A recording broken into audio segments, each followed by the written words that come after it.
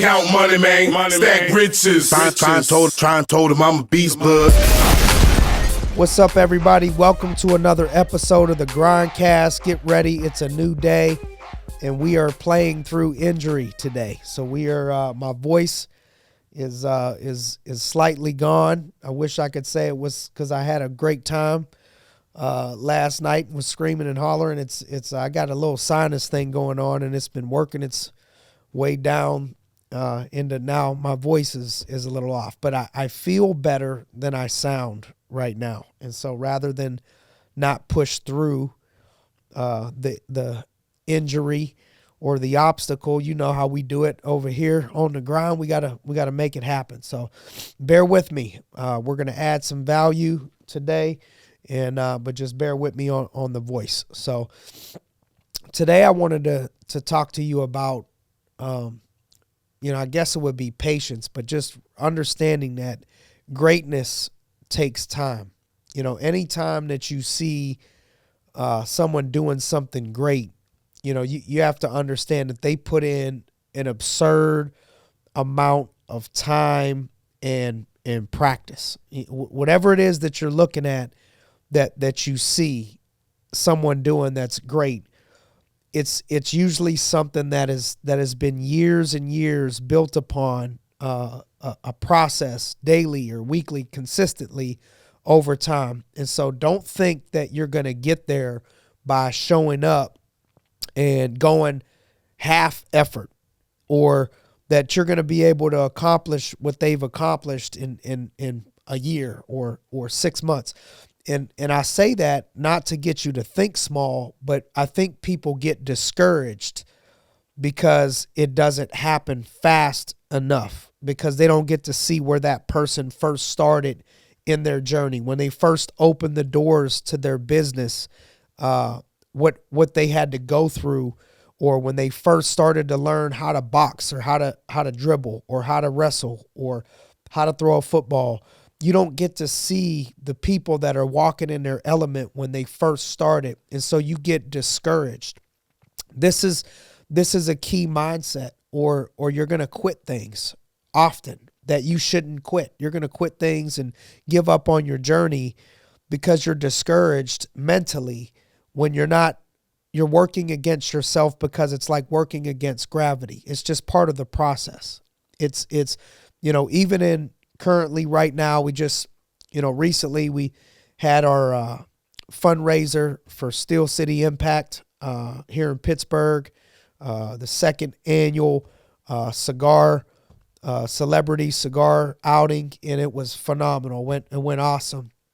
And now we're in our second year, and the struggles and the obstacles that we've went through in our first year, many people would have never, you don't see it to the naked eye in the public because we handle it all.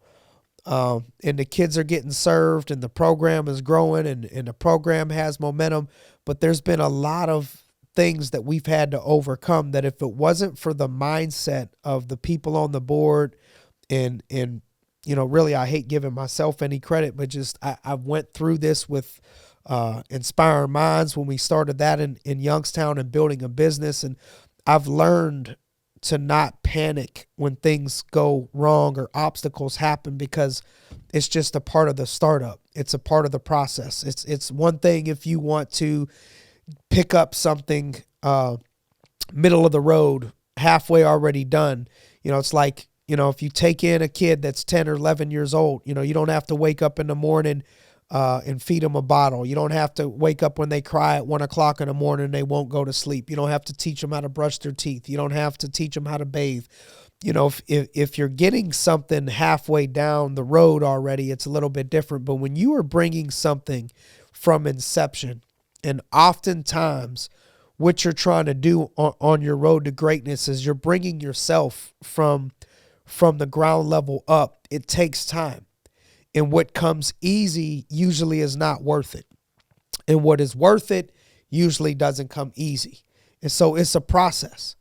And so in that process, just you got to be reminded that you got to show up, and you consistently got to show up with attitude, effort, and focus.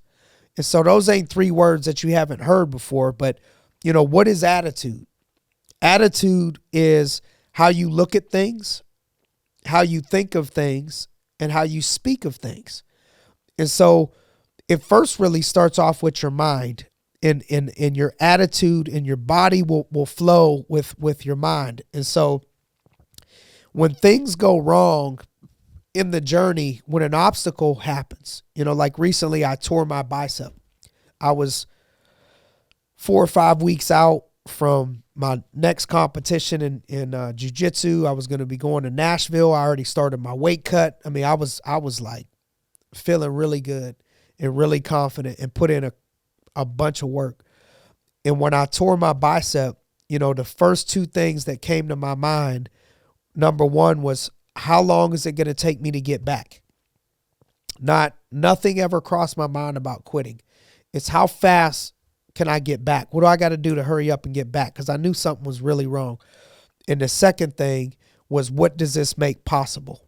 Because even though I was disappointed, even though it could have been discouraging, it always, I learned that whatever happens to you in the process, first of all, it's just part of the process. Nobody goes injury free usually over time.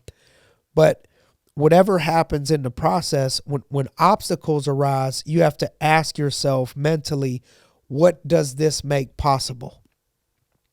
Somebody quit. It opens the door for a new start for somebody else. Or you broke up with your girlfriend. What does this make possible? Always start looking into your mind of, what does this make possible? And so those are things in your attitude. And it starts with your mind, how you're looking at things. So if you start your day off and it's, oh, woe is me, poor is me, all these things are going wrong, versus looking at the blessing to it. Or, yeah, this is the divider that most people, when they tear their bicep or tear something, they quit at 38 years old, about to be 39 years old. They're done. They hang it up. And so that's the separator. That's the divider. That's what I'm looking at it as well. This is a point where if there was 100 people in the country at the same level as me, at the same age as me, looking at the same thing, and they get the same injury, 90% of those people probably ain't going to come back. And so it's your attitude of how you're going to look at things, and the way that you're choosing to look at things, and then your effort. This is something that you can control, your effort. Why would you allow somebody to outwork you? If somebody could describe in the room that you're in or the business you're in, who's the hardest working person in the room, why would you not allow your name to be the one to come up? Effort. That's something that you can control. You got to max out your effort. And then focus. Focus is staying on task when there's a bunch of other things going on. And this is where people make excuses of, I got this, I got that. These people are calling me, emailing me, texting me. What do you do when all these people are? You stick to your plan. You stick to your schedule. What did before there was mayhem, what did you tell yourself you needed to get done today? And what did you tell yourself you needed to do for the next hour, 2 hours, and stay focused on it no matter what's going on? So, when you look at, a basketball player in the fourth quarter or the second half, and there's 5 minutes left, and the fans are screaming, and there's signs in the audience and in the stands, and they ain't looking around at all these people. Or what if their grandmother called them and didn't know they were playing basketball? They ain't checking their phone, answering their grandmother's call at that time. The quarterback ain't worried about, in the middle of the game, too many things that are going on. They got to stay focused on the task at hand. And so I want to encourage you on the process to bring attitude, bring effort, but stay focused on the things that matter the most. You'll blow by 95% of people this way at whatever it is that you're trying to be great at. So what are you trying to be great at? Can you stay focused for the whole year? Right now we're coming into the second quarter of the year. We're closing out the first quarter. Did you goal set? Did you have goals? How are your goals going? Are you Are you going to stay consistent? Can you get back on track, back on focus if you got off track? And if you're on track, can you stay on track for another 9 months? Stay focused for the whole year. Show up the whole year when you're supposed to. Don't worry about what happened one day or what happened 1 week. Just keep showing up when you're supposed to. Sometimes when you're getting better is when you're actually getting your ass kicked. It may seem like you're not getting better because you're losing, but that's when you grow. That's when you are getting better. That's when most people give up. That's when most people quit. And so it's not the conversations you need to have with yourself when you have a record week. It's the conversations you got to have with yourself when things don't go the way that you wish that they would. That's when you separate people.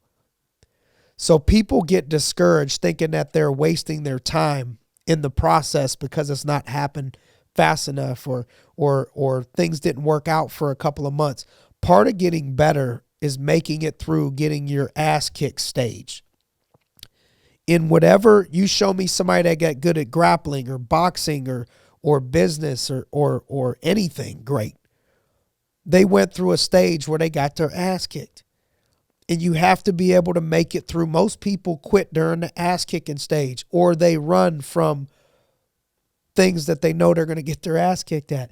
And really there's no growth in your comfort zone. And so I've learned not to rush things that need time to grow. When you're growing a plant, planting the seed, sowing the seed is just the first step. It won't grow without watering it and giving it sunlight and giving it care. The same thing goes for your business, your project, your investments, your sports, whatever it is.